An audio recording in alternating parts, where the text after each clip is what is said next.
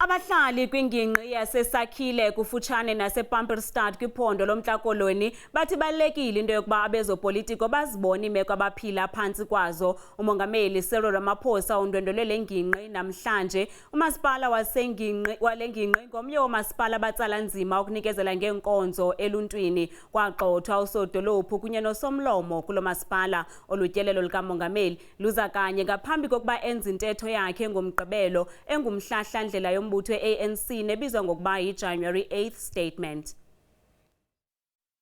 Lo ngumhlaba kwakhiwa kuwo iziseko zezindlu zangasese kodwa zonakaliswa ekuhambeni kwethuba. Abahlali bathi kwakufanele ukuba kwakhiwe izindlu ze-RDP kodwa zange kwenzeke oko. Bakholelwa kokuba kwachithwa nje imali. You can see we only have what used to be where the toilets are, which is the foundation of where the toilets are. And you can see on the foundation there are stand numbers to can say that whatever or whoever started the initiative of having toilets here intended to build houses next to those toilets. Abahlali balomkele utyelelo likaMongameli Ramaphosa. Uninzi lwabo lusithi luxhalabile ngumba wokunganjiswa kwenkonzo. There are many issues that are affecting us as the community.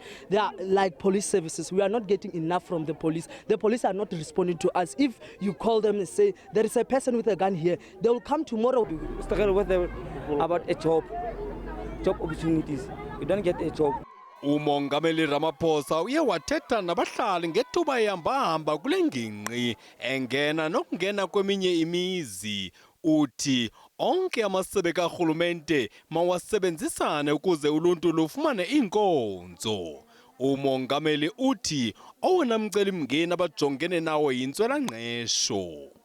We know that unemployment is one of the biggest challenges that our country is facing and our people are facing. We know that and we are working on it. We are trying to attract investments so that those who have money can come and invest in our economy. uMongameli Ramaphosa uye wathetha nabo nabahlali base Mountain View.